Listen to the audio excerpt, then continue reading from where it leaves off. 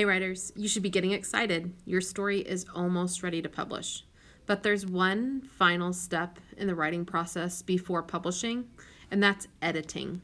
We don't want our readers to miss out on a really great story because we made mistakes as a writer. So today, our goal is to fix our mistakes and get our stories ready to publish. I'm going to go to Google Docs and find my story first. So I click Docs, I open up my writing document, and I scroll down.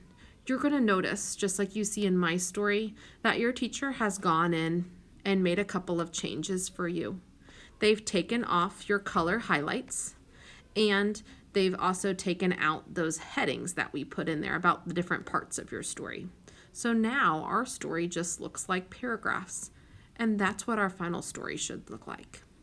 All right, to do your editing, you have a checklist down below that you can send off to Notability. I put mine in Notability, so I'm going to close my doc, open up Notability, and look at that checklist first.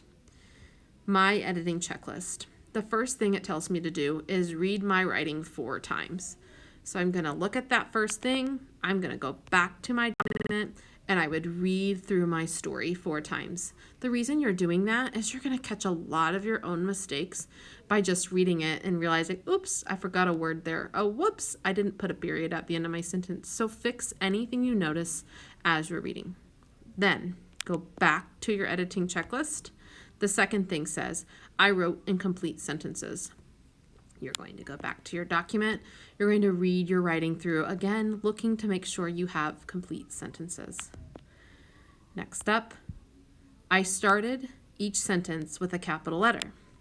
All right, we're gonna look at my writing a little bit closer here and double check, did I start each sentence with a capital letter? Mom, I can't find pants that are long enough in my drawer, Amanda yelled down the stairs. Oh, wait, right there.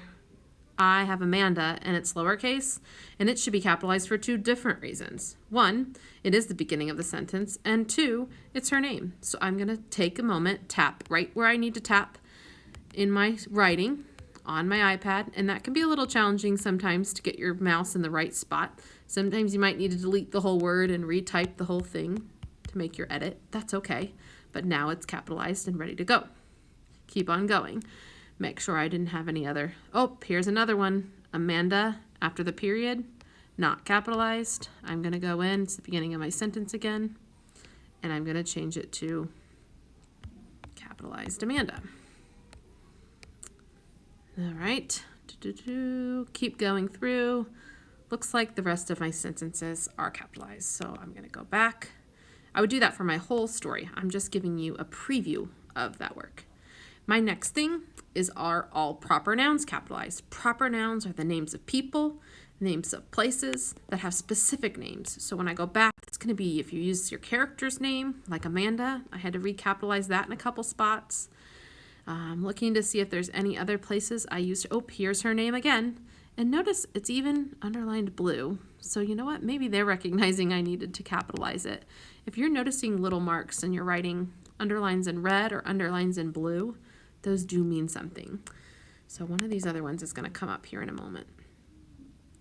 Use punctuation marks. Let's make sure I put periods at the end of all my sentences. Mom, I can't find any pants that are long enough in my drawer. Oh, wait, that's Amanda talking. I know from our previous story writing that we need quotation marks around that part. So you can add in those quotation marks anywhere you had dialogue. This isn't fair, thought Amanda, who was feeling like a giraffe trying to hang out with the zebras. Amanda was an 8-year-old third grader who was as tall as a middle schooler and really disliked not blending in with her friends. The doctor told her at her last checkup that she had grown 5 inches over the summer. That was not what she wanted to hear because she knew that meant she was going to stick out above the crowd. Oh, wait a minute, I paused right there after crowd, but I forgot my period. That's where my period should go there. It is very likely that you forgot a period somewhere in your writing. It happens when you're typing, something gets deleted or you forget to put one in. So make sure you go through like I did and find those spots where you need to add in the punctuation. If you're pausing, you need to add in a period or a comma, most likely a period.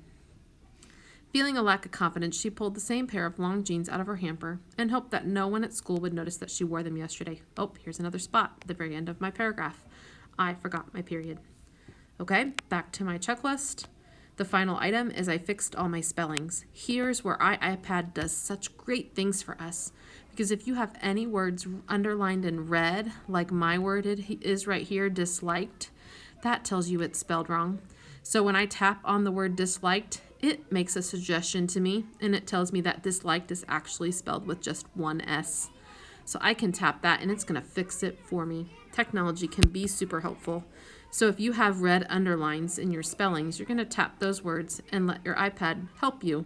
But make sure you're choosing the right word. Make sure it still says what you want it to say, because sometimes the iPad doesn't think just like you. All right, now I can say, I've checked off all the things on my checklist in Notability, and I'm ready for someone else to check my work. Your final step is going to be to find a time when someone in your family, whether it be an adult or an older sibling or somebody else who's around with you throughout the day or in the evening, can read through your story with you and double check that you don't have any other mistakes. That would be great. You should have your story all ready and done so that on Friday we can spend some fun time creating book covers. So good luck with your editing work today.